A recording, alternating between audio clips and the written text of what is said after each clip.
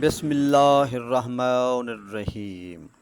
سید عاصم بخاری، جو کہ اس وقت کالا باغ ڈیم میں پروفیسر ہیں، آپ پکی شاہ مردان ضلع میانوالی کے رہائشی ہیں۔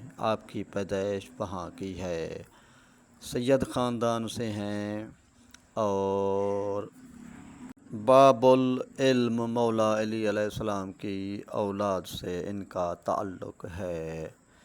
شاہ صاحب بڑے عظیم انسان ہیں، یہ درجن سے زیادہ کتابوں کے لکھاری ہیں، بیک وقت افسانہ نگار بھی ہیں، شاعر بھی ہیں، تحقیق کے حوالے سے محقق بھی ہیں اور نقاد بھی ہیں۔ 6 کتابیں ان کی میرے پاس ہیں جو انہوں نے حال ہی مجھے بھجوائی ہیں۔ اثاثہ جو چھوٹے افسانچوں پر مشتمل ہے، چراغ جہد البقاء، یہ بھی ان کی ایک شاندار کتاب ہے، یہ بھی نثر پر ہے جس میں تنقیدی مضامین بھی ہیں، تخلیقی مضامین بھی ہیں۔ اسی طرح ان کی قطعات کی شاعری پر مشتمل کتاب ہے جس کا نام ہے پارا پارا۔ اس کے علاوہ ان کی اور کتاب ہے فسانہ محفل، یہ بھی نثر پر مشتمل ہے جس میں مختلف قسم کے عنوانات پر شاندار لکھا گیا ہے۔ اور ایک کتاب ان کی ہے ریزہ ریزہ، جسے انہوں نے فردیات کا نام دیا ہے، یعنی منفرد اشعار لکھے ہیں اور بڑے مفہوم سے لبریز ہیں۔ ان کے علاوہ ایک جو مشہور ناول ہے شنوزہ، ان پر تجزیاتی جائزہ بھی عاصم بخاری نے شائع کیا ہے۔ Professor doctor Muzammil Hussain of لیا، وہ کہتے ہیں کہ آپ ایک زود نویس اور بے ساختہ لکھنے والے شاعر ہیں۔ ڈاکٹر اورنگزیب نیازی عاصم بخاری کے بارے میں کہتے ہیں، وہ ایک تربیت یافتہ قاری اور لکھاری ہیں۔ امید ہے ان کی علمی کتابیں علمی حلقوں میں دلچسپی سے پڑھی جائیں گی۔ کراچی کے شاعر علی شاعر کہتے ہیں، جناب عاصم بخاری کے قطعات کے مجموعے کا مسودہ دیکھ کر معلوم ہوا کہ شاعر موصوف نے دونوں سانچوں میں قطعات کہے ہیں۔ ایسا وہی شاعر کرتا ہے جسے فن شعر پر عبور ہو اور وہ قطع نگاری پر دسترس رکھتا ہو۔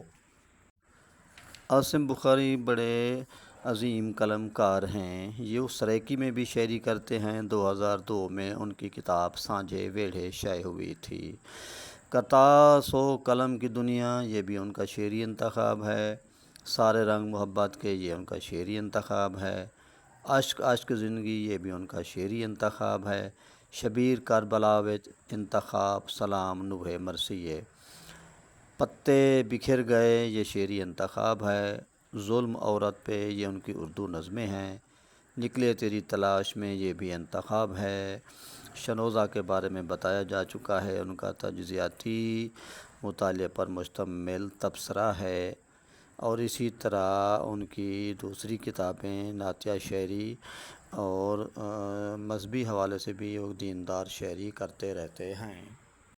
عاصم بخاری ایک شاندار افسانہ نگار ہیں اور اصغر ندیم سید ان کے بارے میں کہتے ہیں، یہ عطر زندگی کی خوشبو سے بھرپور نثر لکھتے ہیں۔ عاصم بخاری کو جن کہانیوں کی تلاش ہے وہ ضرور ان تک پہنچے گا۔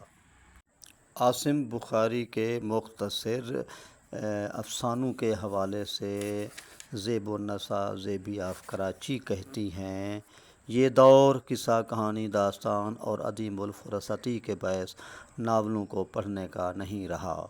عاصم بخاری اس نکتے سے شعوری طور پر آگاہ ہیں کہ آج کا نازک مزاج قاری کیا چاہتا ہے، سو انہوں نے بھی وہی روش اپنائی۔ میرے نزدیک ایک کامیاب فنکار کی یہی پہچان ہے۔ عاصم بخاری اس بات پر پورے اترتے ہیں۔ پروفیسر رئیس احمد عرشی کہتے ہیں، عاصم بخاری کا ایک قابل قدر وصف نظم و نثر دونوں میں قومی وقار اور ملی تشخص کے ترویج و تحفظ کی سعی ہے۔ آئیے آپ کو ہم عاصم بخاری کی شاعری کا ذائقہ چکھاتے ہیں۔ موم بتی نہ بن سکی ہم سے، چٹکلے ہی بس سناتے رہ گئے، بن گئے وہ تو معاشی طاقتیں اور ہم تو دن مناتے رہ گئے۔ وہ ہے اپنے مزاج کا مالک، ہر کسی سے بگاڑتا ہے وہ، قبروں کا احترام ہے اس میں، زندوں کو ہی لتاڑتا ہے وہ۔ حال بد حال نہ پوچھ کچھ، ایک جیسے ہیں اپنے روز و شب، بن گیا ہے کراچی شہر اپنا، ڈاکے پڑتے ہیں دن دہاڑے اب۔